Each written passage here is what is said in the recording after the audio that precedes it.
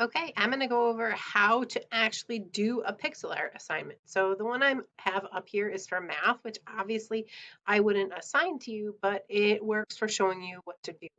So you're going to have a question and then you're going to have to fill in the answer, right? So when you do, pixels are going to show up that indicate you had the answer right. So this one is really 4, but if I put 5 at first, no pixels show up. If I put 4, I should see pixels showing up. So again, as I complete the questions correctly, more and more pixels are going to show up with each question answered correctly.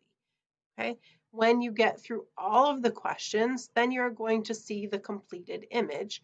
And then in that case is when you would take the picture and submit in Schoology for me. So this is how you complete a pixel art assignment. I'm going to pause it for a minute and show you another option with a drop-down menu because that changes it a little bit.